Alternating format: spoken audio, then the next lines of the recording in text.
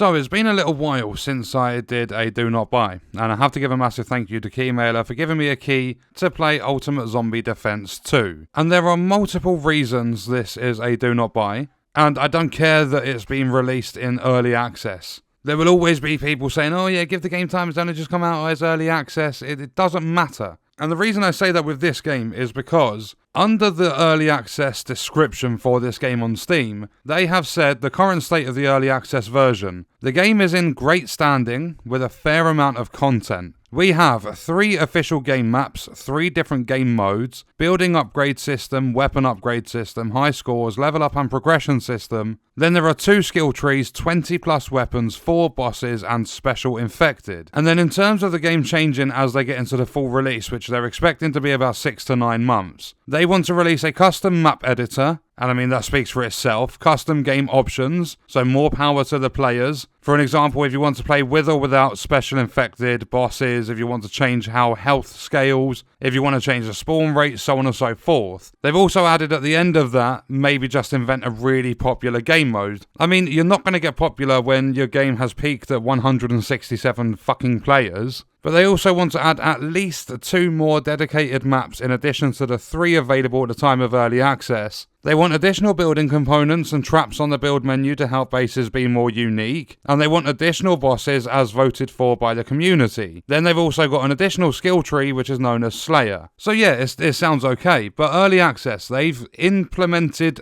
3 of the 5 maps they have planned. So that tells you this is almost content complete. And not only that, they have said that the game is going to be more expensive when 1.0 releases. But the thing is, this is already £12.79, so it's about $15 to buy this game. And is one of the most janky zombie games I've played, and I'm a big fan of zombies. I have played so much Call of Duty Zombies over the years. I've played other games, I think it's like Hellbreach, Vegas or something like that. There was another one. I've played custom maps that people have made for Call of Duty games. Like, there's so many different zombie survival games, if that's what you want to call them. And this has got to be one of the worst ones that I've played. I mean, the concept is there. They've done okay with some of the systems they've put into the game. But there's just so much missing from it. And yes, I know it's early access, they can update it, so on and so forth. But there shouldn't be a game like this launching without some of the stuff they've missed. For an example, there is no way to invert some of your axis, so you've got it facing one way whether you like it or not. There is also no way to change the sensitivity when you're using a controller.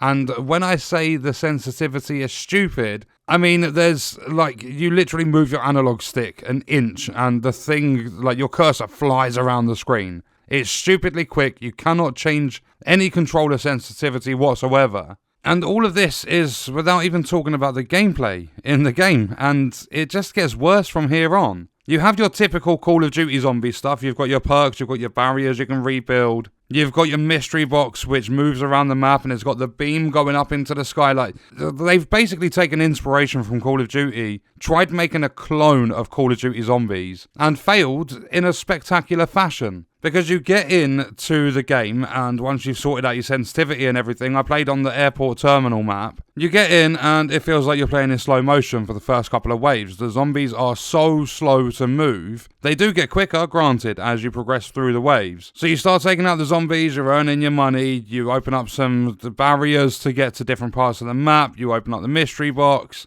you maybe even buy yourself a couple of perks. There are special waves. When you get to wave 5, you're going to have these, it's like the Hellhounds from Black Ops 1. You've got these fire-based zombies, the dog things that come after you. You kill them, special wave done. However, when you get to wave 10, it's a bit of a weird one, because you have to press F1 to vote yes or F2 to vote no, and you basically get this hell round. You go into this completely different area, you get like teleported in there, and you get to take out this massive boss. If you successfully kill it, you get to pack a punch of weapons. And I think that's the only way to upgrade your weapons, so you're basically forced into this hell round. I mean, granted, both your weapons are free to upgrade, you get the free pack-a-punch. And then when you get to a little bit above wave 10, it just gets stupid. You get these like green poison hazmat zombies that come towards you, and as they spit their acid stuff at you, it's like you're being fucking flashbanged. Your whole screen just goes nutty. And every now and then when you turn around, you're going to have little bits of lag, like you get a massive sort of spike of lag. And it makes it awkward when you're in a survival game,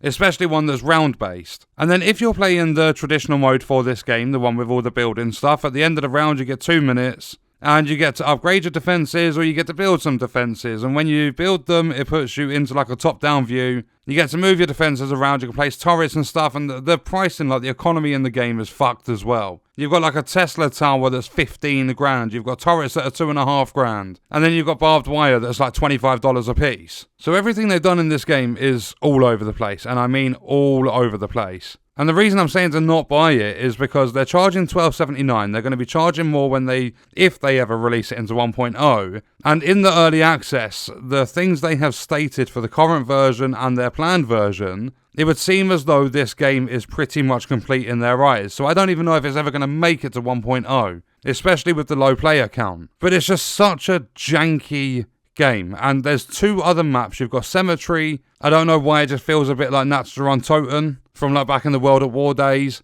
And then you've also got the bridge, which also feels like, I can't remember what Call of Duty Black Ops map it was, but there was one where I think you go to the Golden Gate Bridge and that's how you win it, or something. I can't remember exactly. But you've got this bridge, it's got barriers all over the place, you can't make progress, and the zombies can spawn out of that area and things like that. And shit like that in a zombies game just doesn't make sense. Say for an example, you're playing Kino de Toten, the original map from Black Ops 1. If you're in that starting room, the zombies can only come in from the barriers on the walls. They can't come through the doors, like from another area of the map, because that part of the map's not unlocked. Whereas the zombies in this, they can come from, like on the bridge map, they can come from areas that are not unlocked at the moment. However, I mean, it's a little bit better in Airport Terminal. They don't seem to come from places that are locked. And I don't know, it's just, there's so much, like, they've tried so hard to be the same as like Call of Duty Zombies, at the same time as being different to Call of Duty Zombies. And I mean, the biggest thing is their pricing. This game to be this janky, whether they want custom map editors and things like that in it, it should not be this price. It really shouldn't be this much. The $12.79 should be for the 1.0 release. They should be charging like £7 or £8 for this, and still I would say there's a bit too much. Like, granted, they put effort in to create a game, but at the end of the day, they've literally just tried making a Call of Duty Zombies clone, and they haven't done a good job of it. And not only that, looking at their previous game, because obviously this is Ultimate Zombie Defense 2, their first game has really good ratings. I don't know if that's because there was a lot of people playing due to it going free to play, like where you could get it for free. It was a 100% discount back in Feb 2024, but it's got really good reviews. And then you look at it and there's so much they've kept the same. And when I say the same, in a sequel, it's not necessarily that bad, but the maps look very, very similar. And it seems as though they've made some improvements from the first game to the second, but then they've backpedaled on others. Like, the skill tree alone looks so much better in the first game. And not only that, they've released their base build in Zombies game, but they've chucked in a game mode where you don't have to build any base. And then they've got the world's worst mode, Defend the Objective. You get chucked the other side of the map to the objective. It's some weird sort of satellite dish thing that's making noise and attracting the zombies. And yeah, you can build a base around it and do all that sort of stuff and kill some zombies, but the only difference between the normal mode and Defend the Objective is that the zombies are going for the objective, not you. And then what they did with their first game was released a single map for DLC, which cost half the price of the full game. The map had pretty much nothing but complaints, and granted, it was cheap. The whole game, the first one was a £5, the map was £2.50. But I don't know, it's such a weird thing. It feels as though they've tried rushing this game, but not at the same time, because it's been 4 years since the first game. And another thing that really irritated me, like on top of everything else that I've complained about in this video, they've got some of the worst sounding guns. The white dot accuracy is awful for most of the weapons in the game. And then you go through to that hell round, you take down the boss dude, you upgrade your weapons, and there's no sound change. And I'm not expecting them to copy Call of Duty, like, to a T, but if you're gonna take inspiration from it, at least take some of the really good parts. There is one bit of praise I will give this game. Like, it's not the worst game in the world, but it's far too expensive for what they're selling you. It is pretty much complete jank. There are settings that should not be missing in any video game, and they've left them out of this one, especially controller sensitivity. I wanted to play on controller, it's a zombie game, and I can't fucking move it. It just moves far too quick. One thing I'll give them credit for is the music. It's like heavy metal, it's so fitting for a zombie game. They've done a really good job with the music choice. But that is pretty much about it. So if you are on the market for a zombie game, I would definitely not pick this one up. It's unfortunate because the game had promised, I mean, there is still some potential. They could do a lot better with it over time. But the fact that they've released most of the content they want to release would make me feel like, it basically makes me think that they are almost done with everything they want to do with the game. And I mean, all they're going to be doing,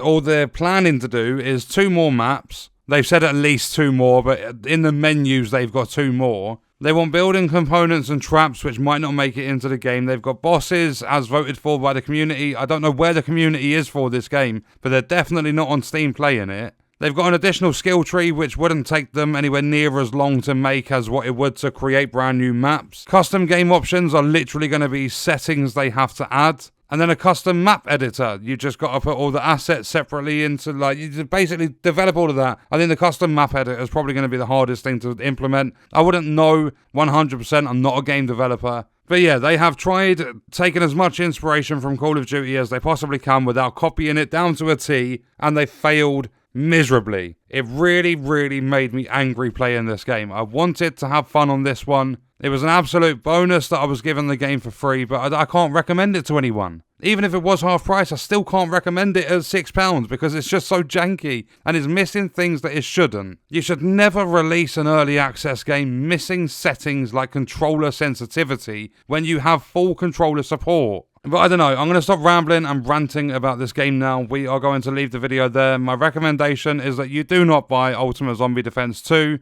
It's unfortunate, but if you're going to release jank that's this bad, I'm going to point it out. I just hope that maybe when they're done with early access, I can come back, make another video on the game and say, look, the devs have done the right thing. They've made a fantastic 1.0. I mean, that's if they ever get there. But we are going to leave the video there. Let me know your thoughts and stuff about this game in the comments, and I'll see you guys in the next one. I hope you enjoyed it. Thank you for watching.